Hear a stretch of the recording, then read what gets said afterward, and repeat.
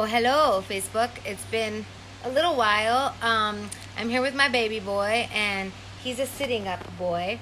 And hopefully, I can get this information out before I can't. So, I'm just going to go for it. I want to talk about migraines. There was a question. Someone tagged me. So, here you go. If this information is helpful to you or anybody else, please share it. Also, you can Venmo me at Utimia-Montoya. You can Cash App me at Muse Medicina. And you can PayPal me at utimia@gmail.com for this little bit of labor I'm doing for you. No amount is too small. Reciprocity is key when it comes to wellness and healing. Okay, migraines. So many people get migraines. Not all migraines are created equal. Migraines basically mean when a headache kind of attacks you and stays for a long time. So I have a little outline. I'm going to jump around. The first thing I want to go to is the consciousness of a headache. What consciousness wise, and when I say consciousness, what I mean are like the belief systems, the circumstances that have gotten you there, the way you connect to this particular thing and to other things. So curandera said it is not your head that hurts, it's your thoughts. So I wonder, what kinds of places are you placing yourself in? Are you somebody who is constantly tripping over the hard stuff in life, which is definitely worth that and believable? And there are times where we need to give ourselves a break from the woes of the world, which I just did, and it was very, very good for me. So the consciousness of a headache. Are you around certain people when your head starts to hurt? Are you doing a certain thing? In the wise woman tradition, there are 3 questions for any problem that you might have that they always ask when it begins. The first question is, what is this trying to teach me? The second question is, how can this be my ally? And the third question is, what is this preventing me from having to do? So that one, when I first heard it, I was like, oh my goodness, what is this preventing me from having to do? Our spirit knows what we want more than our minds and our obligations and our egos do. So say, for instance, you are dreading going to see somebody that you haven't seen in a long time, bad breakup, whatever, and then you're supposed to see them, but you wake up with a fever. That's your body responding to your spirit's need to not go. All right. So when you get a migraine, think about that. Are you in a job that you hate? Are you having to go show up for an obligation that is completely insulting to your spirit, to your soul? These things matter. And you may be in a situation that you can't change. Like, for instance, you have a job that you hate, but your livelihood matters or counts on it. What little thing can you do to make that a better place? What ways can you shift so that that is survivable for you? Maybe you want to start looking for another job on the DL that really fits who you are better. Okay, so that's the first thing when it comes to consciousness. Now, our body is really only ever mirroring the discord and disalignment or inalignment of our spiritual selves. I'm going to say that again. Our body's ailments only mirrors the lack of alignment with our spirit selves. Okay, so when we have any kind of body symptom, generally we are in a place in our lives that we can shift on a more spiritual level is what I want to say, but I mean like the things in our lives that our souls are happy.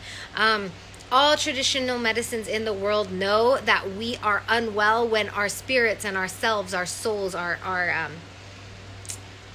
the animus is something wrong with it. So that's one thing to know. Now, that said, there are also external circumstances that are affecting our bodies. Now, I want to talk about external circumstances.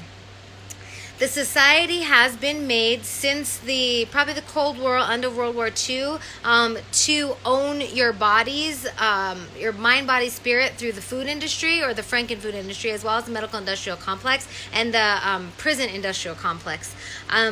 These industries have created ways it's all political. So the people in power want to keep themselves in power. How do they do that? By making you non-autonomous from your own sense of understanding and your own body. In real life, what that looks like is us all being super addicted to our phones and our television sets and taking in these the propaganda. And it also looks like I've been watching Jane the Virgin because I met Gina a long time ago. It's a long story, but when Trump got elected, I was like, well, F it, everybody's always on television anyway, so I'm gonna watch TV, because I didn't watch TV. And but I started watching Jane the Virgin because I saw this girl who I was friends with, and I was like, oh my gosh, but they suck medical industrial complex cock so hard, it's disgusting. I'm like, what are you talking about? And in doing this, they deliberately make all natural medicines seem ineffective and woo-woo. And they all the commercials are probably like 70% pharmaceutical industry commercials. And there are pills being sold for migraines that say more than half of people see, or 60% of people see a half increase of non-symptoms. I can't remember what they said, but something like that, where it's like, maybe if you're lucky, 30% of people see some better sometimes.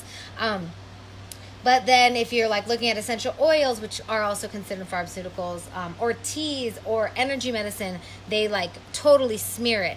This is something that's been going along in the media for a long time, since OBGYN began, since the deliberate enslavement of African American peoples and genocide and colonization of indigenous peoples.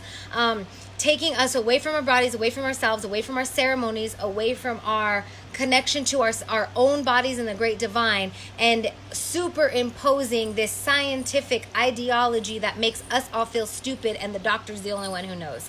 As a healthcare practitioner, you know what's going on with you as soon as you come in. People will tell me, well, I had this relationship, and every time I see his name, I get this tight feeling in my chest. That is a direct symptomatic correlation to a human being in your sphere, in your field. All right. So these things matter. We need to be detectives, and we need to be our best observers of our own symptomology, so that we can heal ourselves. So if you are somebody who suffers from migraines, I ask you, what causes your migraine? First thing that comes to your mind now. All right. This brings me to water. One of my curandera hermana humans, Leticia, told me that probably like 90% of her practice can be fixed with water. We are supposed to drink, they say 8 ounces of water a day. I am about 110-pound human. She instructed me to drink 96 ounces of water a day.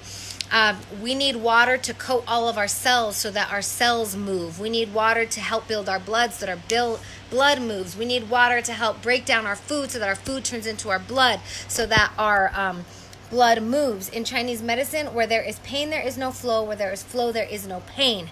So that's why exercise helps our bodies. That's why moving our furniture or cleaning our houses helps us feel good, because we're moving our bodies, but we're moving the energy of our houses around. Open all your windows in the evening time. You put the fans on, flush everything out. So make sure you guys are drinking enough water. Super important, especially in the summertime. I bet you at least half of you guys out there, if you're suffering from migraines, if you downed enough water during the day, they would diminish greatly, if not completely go away. So that's one of them. Somebody said I had really bad migraines and they went completely away once I got divorced. Boom. Consciousness medicine. We know what's wrong with us, and we know what is not serving our highest selves. The society is set up such that is serving someone else. So it is hard for us to remove ourselves, but consciousness everywhere is waking up. So we are seeing more and more ability to remove ourselves, all of us, from situations that are not serving us. Okay, so I'm going to go in my list. Excess and deficiency is something we talk about a lot in Chinese medicine. So there are different ways, different symptoms for excess and deficiency. Excess is going to be pounding. Okay, let me take that back. Excess feels like too much. If you touch it, you don't want touch, you don't want light. You ate something really heavy. And deficiency is going to feel like it wants energy. So if you like if you have a headache all over your head and it just wants pressure, that is going to be a deficient headache. So you want to, instead of just going to the pill, the over-the-counter pill, is your headache because you don't have enough water, because you don't have enough sleep, because you don't have enough movement? Is your headache because there's stuckness, like in the back of your head? You don't have enough nutrition? Is your headache because you had too much alcohol? Did you have too much sugar? Did you have too much greasy foods? Okay, so now we're going to talk about the symptoms and the correlation with your organs and how that connects to the meridians of your head. Stomach meridian is on the top of your head. Chances are, if you have a headache that's just right here that won't go away, it could be dehydration, but stomach we call yang ming, which is the brightest yang, the biggest yang. It's easy to capture heat in the stomach meridian. So you'll see an increase in stomach meridian headaches during the summertime if you're dehydrated, and if you get what we call food stagnation, which is like food stuck in your belly. Hawthorn berry is really good for that. Yerba buena, if you drink spearmint tea, really good for that. Spearmint tea is also cooling. Also, just not eating processed foods and hydrogenated oils and things like bread and pizza and pasta and heavy sauces and fried foods. So that's in the front. On the sides is gallbladder meridian. The gallbladder is connected to the liver. The liver and gallbladder are responsible for processing in that order, processing toxins and processing fats. So if we're eating stuff that's full of fakeness, aka chemicals, aka toxicity, and it's really fatty, our liver and gallbladder are going to have a hard time processing that. Excuse me. I get a liver gallbladder headache when I drink too much alcohol sometimes because, again, toxicity. And when I eat too many fried foods, I'll feel a liver and gallbladder headache right here. So that's an excess headache. Again, water, because water is going to help the liver and the gallbladder process those fats and toxins, as well as downward coursing meridian movements. What do I mean by that? The meridians are really cool because they come out through the feet as well. So the liver is here and gallbladder is here. So I've actually been able to get rid of a liver gallbladder headache by giving myself foot massage, especially like right in here, because these are like the heat points. Okay, again, especially in the summer, the heat points. So that and really dietary excess, okay? You're too much of something, boom, boom. Another consciousness-based thing, if you're getting a side headache right here, the liver and the gallbladder are responsible for processing anger in the body and courage, or if you don't express your anger, there's a diagnosis in Chinese medicine called liver yang rising, and that means that like you've repressed, and all of a sudden it goes out of the head. So people, bright red eyes, burning eyes, not able to look at the sun, all kinds of other stuff, okay? Liver, gallbladder. So then there's bladder meridian, which is all along the occiput on both sides, and that has more of a tendency to be connected to tension headaches. So this is like people with desk jobs. If you hold the burdens of the world, if you're a single mom and you're always like this, if you have to take care of your family, if you're just somebody who's always had to be the provider, and even though you want to, you don't get any time for yourself, and no matter who it is, if you hear somebody's problem, you feel it. You feel it. You take on the burdens of the world. One, stop doing that. It's not your problem. Two, stretch. Really open. Breathing, stretching in the neck. That's going to help. Yoga, forward bend is going to help open. Where there's pain, there's no flow. Where there's flow, there's no pain. So you have to move in order to open. Mijito says so too. And also with that, with food, when it comes to any kind of muscle aches, whether they're deficient or excess, you want to be eating really brightly colored vegetables. Alkaline diet keeps inflammation away. If you're eating things that are inflammatory, including all the lists I mentioned before, processed foods, greasy foods, dairy in this country, meat in this country, industry meat, humans are omnivores. We're only supposed to be eating about 1/8 of our diet in meat as per our canine teeth every week or every day. So about once a week you want to eat meat if you are a human being omnivore and choose to be an omnivore. but eat good meat. That means that you can spend good money on good meat. Or if you have homies who hunt, that's even better.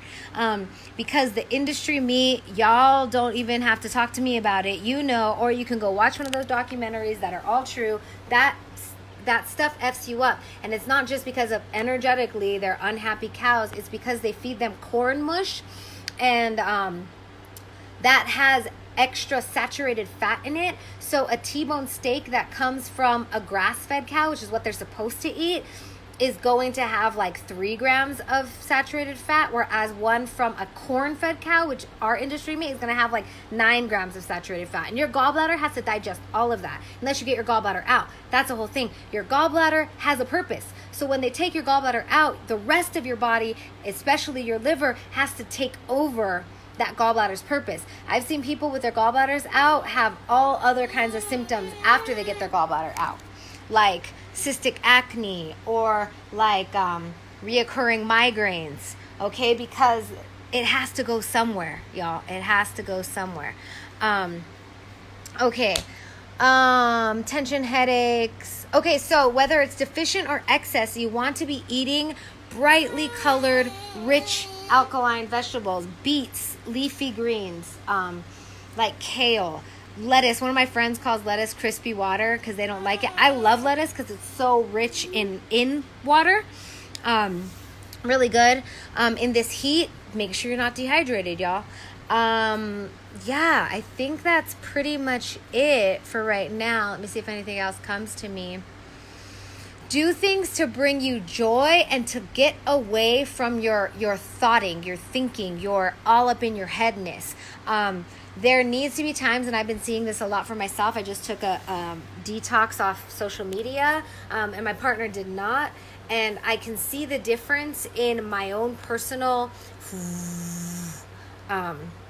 like bringing down my energia so that I'm not up in my head. In this society, we're constantly thinking, we're constantly bombarded with news, we're constantly looking at social media, we're constantly, the pixels and the camera is like, hummy hole.